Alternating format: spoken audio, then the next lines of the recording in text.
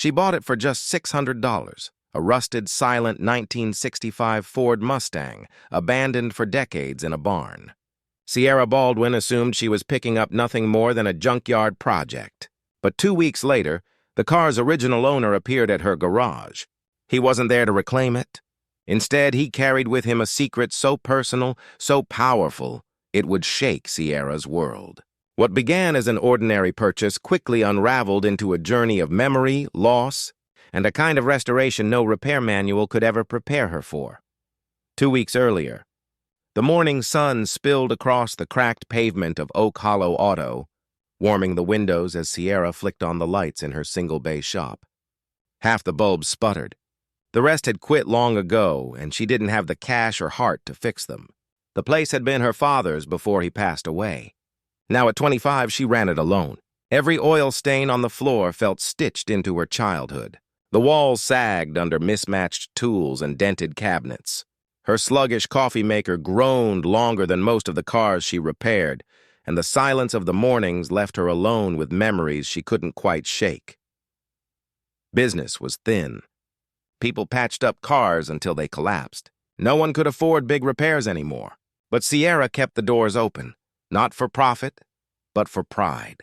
Then, on a Thursday morning, a man strolled into the shop with a smirk, a thick folder, and a story.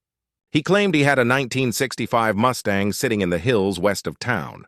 "It's yours," he said, "if you've got $600 and a way to haul it." Sierra didn't think twice. After years fixing other people's dreams, maybe it was finally time to rebuild one of her own. The next afternoon, the Mustang rolled in on a flatbed. Rust streaked down its doors like veins. A lightning-shaped crack split the windshield. One tire lay flat, the others looked untouched since the Reagan years. Sierra stood with arms crossed, squinting into the fading sun as the driver lowered it into Bay 2. "You sure this heap's worth $600?" he asked. She didn't bother answering. Because what she saw wasn't rust, or the sagging suspension, or moss clinging to the trunk. She saw her father's bruised knuckles working a carburetor on a Sunday morning. She saw her 10-year-old self passing him a wrench too big for her hands, rewarded with a wink. When the flatbed pulled away, Sierra was left alone with the car. The shop fell silent again, only the ticking of cooling metal filling the air. She touched the hood as if the Mustang was breathing. And then she began. By the first night's end, the seats were out, moldy carpet gone, and the glove box emptied, except for one treasure, a faded Polaroid of a grinning boy, maybe 16, grease on his chin, standing beside the car. Someone had loved this Mustang deeply. She pinned the photo above her tool board. 3 days later, Sierra had the hood up. The V8 engine remained intact but frozen solid. Oil had thickened into syrup. A bird's nest clogged the air cleaner. "You're going to fight me every inch, aren't you?" she muttered. Just then, the bell over the door jingled. She wiped her hands and walked to the front. An older man stood there, mid-60s, work boots, a weathered leather jacket zipped halfway, silver hair. His unreadable expression softened when his eyes found the Mustang. "That?" he asked quietly. Sierra nodded. "You're the one who sold it?" His head dipped once. "Name's Benjamin Rhodes. That car sat behind my barn for 20 years. He hesitated, then added, "Didn't think anyone would ever come for it, especially someone who knew what they were doing." Sierra arched a brow. "You came to take her back?" Benjamin chuckled. No. She's yours, He looked past her at the half-dismantled Mustang. "I wanted to see if someone could bring her alive again." From his jacket, he pulled a manila envelope and pressed it into her hands. "What's this?" Sierra asked. "Her story," he said simply. Inside were build sheets, repair notes, the original bill of sale, even letters and photographs. "My son Caleb bought that Mustang at 17. We rebuilt it together, bolt by bolt, over 2 summers. Sierra's throat tightened. "What happened to him?" Benjamin's jaw flexed. He stared at the floor before speaking. "Iraq, 2004, he never came back." His voice broke. "I got the car back, but I couldn't touch it again. Just covered her and walked away." Sierra clutched the envelope like glass. "I'm so sorry." Benjamin shook his head. "Don't be. Maybe I was waiting for the right person. Someone who saw more than rust and labor. Someone who saw heart." For a long moment, the garage was filled only with quiet, as if grief itself lingered in the rafters. Sierra finally whispered, "I'll do her justice." "I believe you will," Benjamin said. Then, before leaving, he placed one last gift in her hand, an old, worn key. "She'll still need this." That night, Sierra sat at her workbench long after closing. The key rested beside her mug next to the unopened envelope. Something about its weight, not physical but emotional, kept her waiting. At last, she untied the string and opened it. Inside lay yellowed papers, oil-smudged diagrams, and stacks of photographs. Caleb Rhodes, always grinning, grease-stained fingers, steadily bringing the Mustang back to life with his father at his side. At the bottom was a folded letter. Addressed, "To whoever you are." It read, "If you're holding this, the Mustang is yours. She's not easy, but she has a soul. My dad and I built her together, and she taught me patience, grit, and love. Don't restore her by the book. Make her yours. Cars like this aren't just engines, they carry stories. If you find something strange under the passenger seat, that was intentional. Keep it or pass it on. Whatever feels right. Thanks for giving her another life." "Caleb Rhodes." Sierra's hands shook as she finished. She rushed to the garage, pried up the carpet beneath the passenger seat, and pulled out a taped cigar box. Inside, a silver St. Christopher medal, a flash drive labeled Dream Build, and a folded cashier's check, $18,000, dated July 14, 2004, marked for Mustang completion. The next morning, she called Benjamin. He listened silently, then whispered, "I thought that check was gone." "Caleb showed it to me a week before he deployed, saved every penny. Said we'd finish the build when he came back." His voice cracked. "I searched that car for weeks." "Guess I wasn't ready to find it," Sierra asked gently. "What should I do with it?" Benjamin almost laughed through his grief. "What he wanted you to do. Make it yours." And with that, a $600 Mustang became something else entirely. A legacy reborn. A second chance for the car and for the people still carrying its story, but now the Mustang felt sacred. It wasn't just metal and rubber, it was a capsule of memory. A frozen conversation between father and son, locked in bolts and steel. And by some strange twist of fate, that conversation had found its way to Sierra. She picked up the St. Christopher medal from her bench, turning it over in her palm. The chain was thin, the edges dulled, yet somehow it radiated warmth, as if it had been waiting for her touch. She clipped it onto her keychain behind her shop keys. It belonged there. Then she powered on her laptop and slid the flash drive in. The screen lagged before revealing a folder labeled Final Plan. Inside were sketches, CAD files, parts lists, and even a custom paint code. Rhodes Red, Metallic Cherry, 30% darkened. Caleb hadn't only dreamed of finishing the Mustang, he had engineered it down to the smallest detail. The drive mapped out suspension upgrades, disc brakes, engine tuning, even hand-drawn tweaks for the dashboard. Personal touches to make the car uniquely his.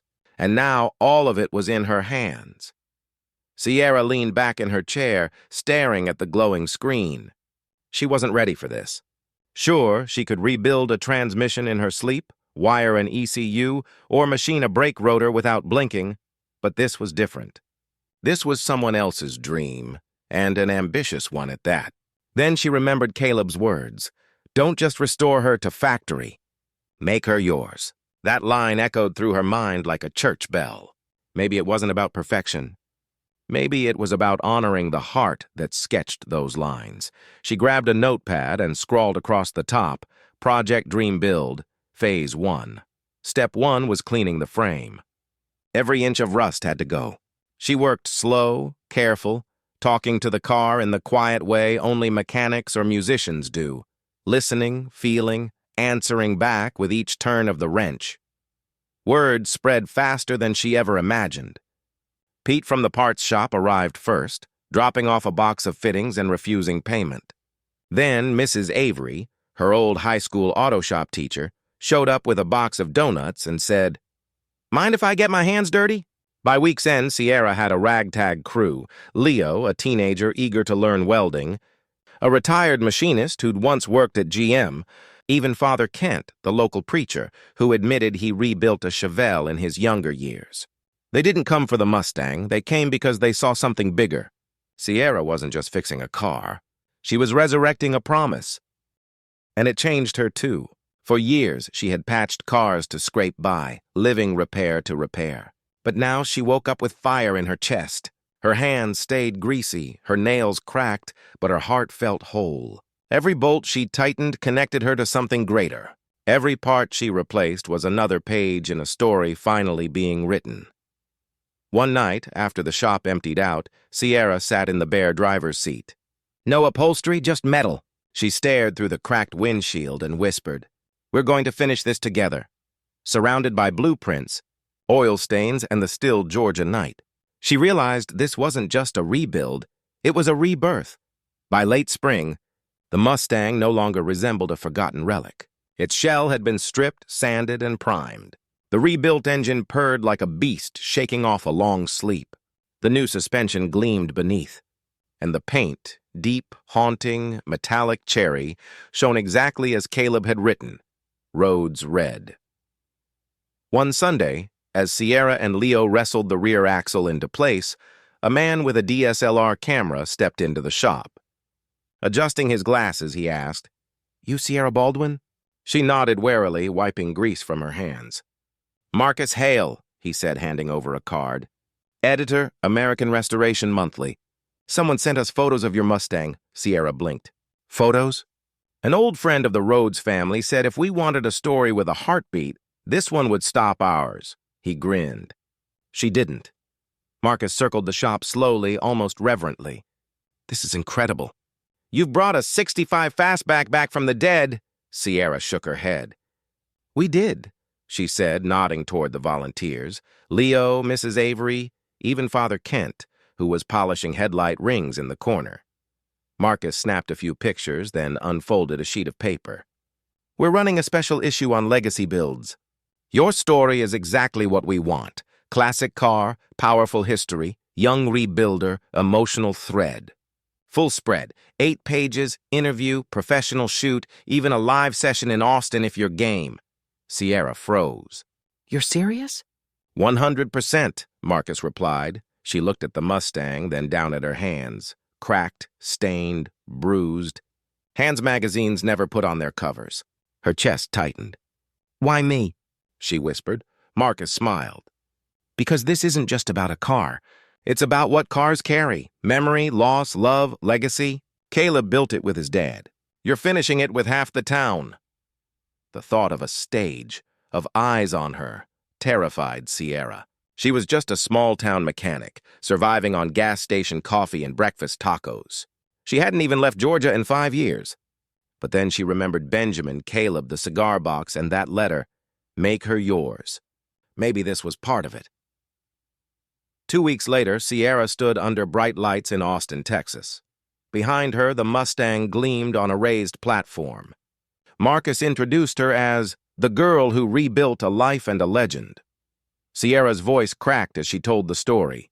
The $600 Mustang, the box beneath the seat, Benjamin's grief, Caleb's blueprints, the volunteers who gave their weekends, the way she found purpose not in horsepower but in hearts restored.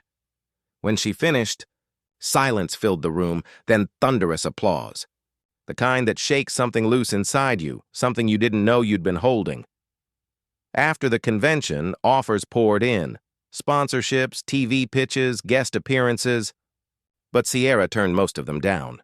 She wasn't chasing fame, she had something far greater. A shop buzzing with people who believed in her, a car with a soul, and the quiet pride of honoring a stranger's dream. And maybe, just maybe, she had discovered her own along the way. Back in Glenfield, life didn't slow after Austin.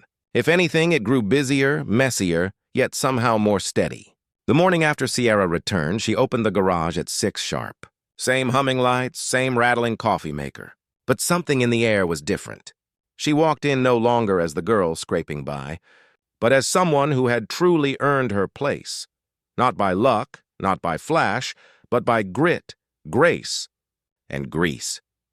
The Mustang now gleamed in the front of the shop, polished weekly by Leo, who proudly dubbed it the town's monument. Folks dropped in just to see it. Some came to admire, others to remember. Veterans, widows, and kids who never even knew Caleb but whispered his name like legend. And Sierra herself had shifted, too.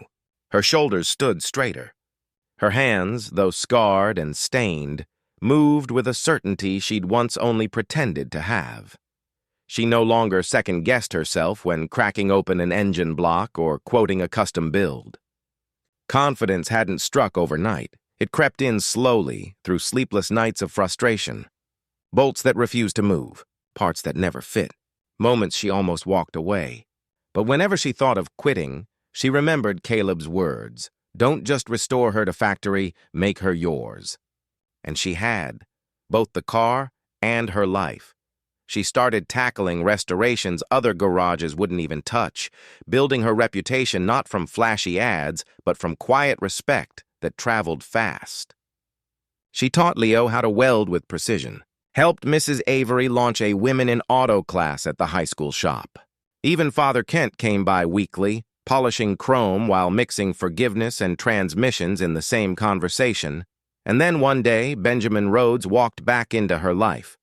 No call ahead, no warning, just stepped through the garage doors, tipped his hat, leather jacket still broken in, eyes still carrying their silence. Sierra looked up from under a '72 Camaro and grinned. Back for a tune-up. He chuckled, as though relieved to see a promise fulfilled. They stood together in front of the Mustang. Sierra handed him the keys. Want to take her for a spin? He took them, but didn't move. Just stared at the hood like it held a ghost. Finally, he eased into the driver's seat. When the engine turned over, it purred like a heartbeat.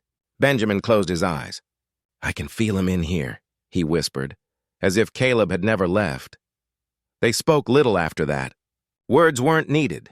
He circled the block, brought the Mustang back, and placed the keys gently in her hand. But when he touched her shoulder before leaving, it said everything. Months slipped by. The shop thrived. Sierra hired Leo full-time, turned a profit for the first time in years. She bought another lift, painted the walls, and added a mural, a red Mustang racing across open country, Caleb's initials hidden in the clouds. Most importantly, she finally framed the letter. Caleb's words hung above her desk, a quiet compass guiding every decision. One night after the last car rolled out and Leo shut off the lights, Sierra lingered in the silence. Her hand brushed the edge of that letter. She thought of the distance she'd traveled, not just in work, but in worth. For years she had believed she wasn't enough, that her life would stay small, that she'd always be the girl left behind to fix broken things that weren't hers. But now she knew better. She wasn't just repairing anymore. She was creating not just engines, but a legacy, a life, a future. It was a warm autumn afternoon when Sierra drove the Mustang out of the shop, not to test it, not to fine-tune it, but simply to feel it. The engine sang like a lullaby. Chrome mirrors caught the shimmer of falling leaves. The steering wheel, worn smooth, felt as though it had memorized her hands. She wasn't headed anywhere in particular, just chasing open road, soft wind, and the weight of everything this car had come to symbolize. She cruised past the old baseball field where her dad once took her after school, past the diner where she'd repaired a broken starter for free and earned pie for life, past the cemetery where Caleb's name was carved in stone but no longer trapped in silence. She slowed there, parking the Mustang beneath a tall oak. Sitting on the warm hood, she scanned the grass, not for the headstone but for the lives still unfolding around it. She whispered, "We did it, Caleb." And for the first time in years, she didn't feel like she was carrying someone else's dream. She felt like she had stepped inside it and made it her own. Back at the garage, life pulsed on. Leo prepped a '67 Firebird. Mrs. Avery fussed with tools like priceless china. The place buzzed with shared purpose. But for Sierra, something inside had shifted. She wasn't working just to survive anymore. She was building to inspire. Soon after, she was invited to speak at a local high school. Not about engines, but about resilience, how fixing cars wasn't just torque specs and timing belts. It was about daring to look at something broken and declare, "I believe you're worth saving." The kids listened. Some smirked, some nodded. One shy girl, hidden beneath her hoodie, waited after and quietly asked if Sierra would teach her how to change her own oil. Sierra did, and just like that, a ripple began. She started a small program called Wrench and Rise, hosting weekend classes for women, teens, and veterans. It wasn't about horsepower, it was about hope, about confidence through capability, and all of it traced back to one reckless decision. A $600 gamble on a rust-covered Mustang and the stubborn faith that beneath all that decay, something worth uncovering still lived. People sometimes asked if she regretted not selling the car, if she wished she had taken the easy check and skipped the long nights, the scraped knuckles, the tears. Sierra's answer was always the same. She'd smile and say, "No, that car didn't just change my life, it gave it direction." One quiet evening, long after closing time, Sierra slid into the driver's seat again. The garage was dark except for the glow of a single shop light. On the wall hung Caleb's letter, framed like a compass. In her drawer, the flash drive. From the rearview mirror, the St. Christopher medal swayed gently. She traced her thumb across the ignition key and exhaled, not from exhaustion, but from pride, from peace, from purpose. Sometimes you don't need to race. Sometimes just turning the engine over and letting the road stretch out ahead is enough to remind you. You are exactly where you're meant to be. Anyone can rebuild what's broken, if they're brave enough to believe beauty still hides beneath the rust. As twilight settled over Glenfield, Sierra Baldwin shut off the shop lights one by one, each click echoing like a promise. She no longer saw herself as the forgotten girl left to patch everyone else's wrecks. She had become the builder of dreams, the restorer of legacy, not just with wrenches, but with conviction. That cherry-red Mustang was no longer just a soldier's unfinished story. It belonged to every girl told she wasn't strong enough, every mechanic who doubted their worth, every small-town soul convinced their dream didn't matter. The grease-stained woman once overlooked in her father's garage had become the engine behind something greater. For Sierra and for those who followed her lead, the road was never the end. It was where everything truly began.